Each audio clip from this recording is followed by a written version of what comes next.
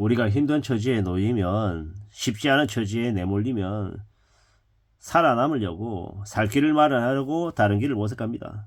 그럴 때 항상 힘겹죠.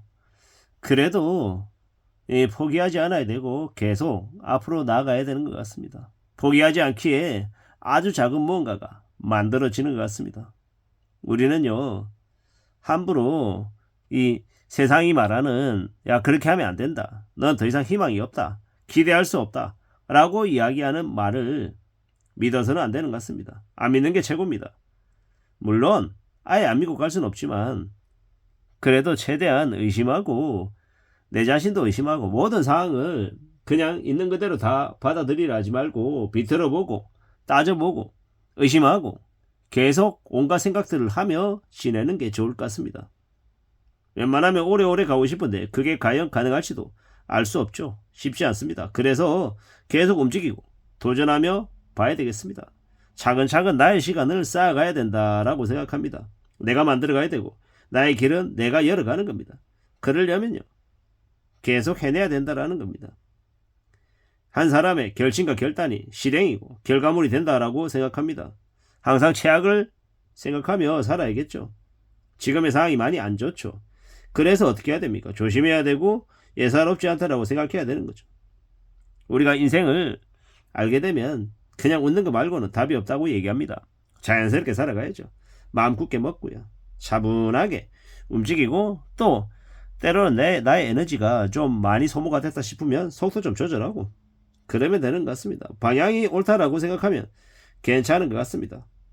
때로는 가장 가까이 있는 사람이 나에게 가장 무서운 적이 되기도 하고 또 나를 위협하기도 한다는 거 또 명심해야겠죠.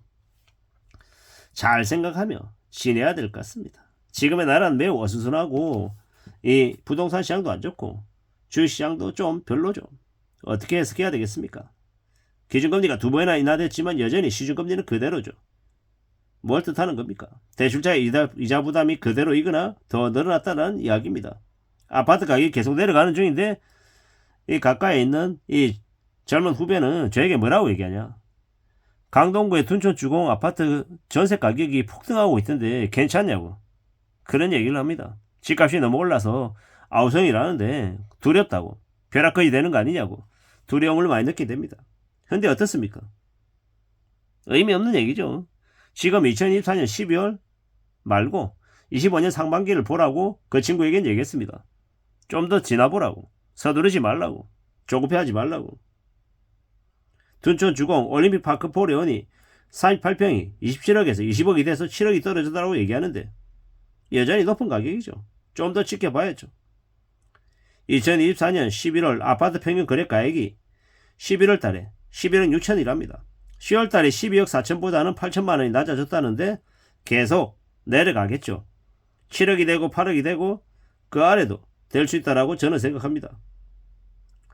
2025년 7월 3차 스트레스 DSR이 시행된다라고 하면 그 이후부터 부동산 시장이 어떻게 되는지를 좀 더 지켜보는 게 좋을 것 같습니다.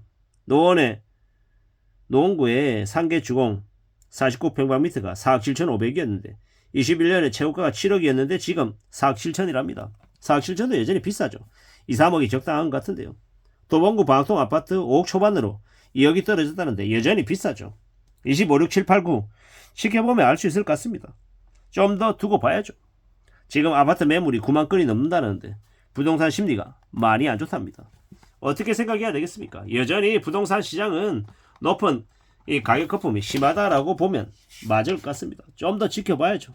좀 더 두고 봐야죠. 대출로 끌어온 부동산 시장이 대출이 줄어들면 추락할 수밖에 없다라는 겁니다. 25년 7월 본격적인 추락이 있을 거다라고 봐야 됩니다. 감당 못할 대출은 지옥입니다. 부동산 매물이 소나기처럼 쏟아질 거다라고 많이 얘기하죠. 나라가 망하기 일보 직전이랍니다. 부동산이 웬 말입니까? 나라가 개판이 되었죠. 우리가 살면서 너무 부동산에 휘둘리며 사는 건 좋은 모습이 아닌 것 같습니다. 자기의 분수에 맞게 사는 게 제일 좋죠. 그래야 된다라는 걸 이제야 조금씩 알아가는 것 같습니다. 어떻게 살아야 되는지를 파악하는 중입니다. 내 스스로를 되돌아보고 내가 강자가 돼야지 애써야 한다라는 겁니다. 살아남자가 강자가 아니라 강자가 살아남는다. 살아남자가 강자라는 겁니다. 강자가 살아남는 게 아니라 살아남자가 강자다. 그리고 나는 강자가 될 것이다. 그러기 위해서 더욱더 마음을 단단히 먹고 움직인다. 이렇게 생각하는 겁니다. 기다리는 거 말곤 없겠죠. 참 마음 굳게 먹고 지내야 되겠습니다. 시간이 지나면 결론이 나겠죠. 기다린다라는 건 쉽지 않은 건데 그래도 기다려야죠. 쉽고 편하지 않죠. 그래서 더 기다려야 되는 겁니다. 세상에 쉬운 게 어디 있습니까? 다 어렵고 힘들지. 그러니까 두고 보는 겁니다. 시간을 내 편 삼아서 살면 그러면 또 괜찮다고 합니다. 시간은 빨리빨리 지나가는 것 같죠. 정신이 없습니다. 근데 그런 중에 천천히 움직이며 살아가야죠. 그래야 될 것 같습니다. 어떻게 흘러가는지, 우리네 삶이 어떻게 되는지 알 수 없죠. 그렇기 때문에 좀 더 마음을 단단히 먹고 지내야 될 것 같습니다. 살아가는 우리네 삶이 온갖 겉모술수로 엉망으로 돌아간다 하더라도 우리는요, 저는요, 실력을 갖춰야 되고 좀 더 단단하게 움직여야 되겠죠. 우리네 삶의 무게는 가난뱅이든 부자든 똑같습니다. 그러나 현실에서는 사람들이 그렇게 인정하지 않죠. 우리가 살면서 돈을 너무 우습게 생각하는 경향이 많은데 돈을 무서워해야 됩니다. 정말 겁내야 합니다. 그래야 삶이 괜찮아질 수 있다라고 봅니다. 우리가 브랜드나 권위나 체면 이런 것에 함부로 취하면 안 됩니다. 그런 것은 우리의 눈과 귀를 흐리는 것들일 수 있습니다. 좀 더 잘 살기 위해서, 안전하게 지내기 위해서 내가 뭘 더 할지를 잘 궁리해야겠죠. 그래야 삶이 괜찮아질 것 같습니다. 좀 더 단단히 마음을 먹어야 될 것 같습니다. 여러 가지의 고민들, 여러 가지 생각들이 당연히 있습니다. 아무도 나를 지켜주지 않고 오직 나의 실력이 최우선입니다. 1인 사업가라고 생각하고 우리는 살아가야 됩니다. 언제든지 조직으로부터 밀려날 수 있다는 거. 그래서 마음을 단단히 먹고 살아야 됩니다. 눈치 보며 살지 않고 내 스스로 강해지기 위해서 내가 생각하는 부분에 몰입하고 더 단단해져야죠. 각오도 키워야 되고요. 내 스스로 살 길을 마련해야 되겠습니다. 그런 용기와 의욕이 있어야 된다는 겁니다. 함부로 욕심 부렸다가는 순식간에 가난해지고 무너질 수 있습니다. 현실에 안주하면 안 됩니다. 가난하면 맨날 술판에 되는 대로 막 싸지르고 아무 생각 없이 지낸답니다. 정신 바짝 차리고 살아야 됩니다. 가난에 대한 두려움을 가져서는 안 되겠습니다. 가져야 되겠습니다. 그래서 더욱 내 삶을 성실하게 살고 착실하게 살아서 삶이 나아질 수 있게끔 마음을 단단히 먹고 움직여야 되겠습니다.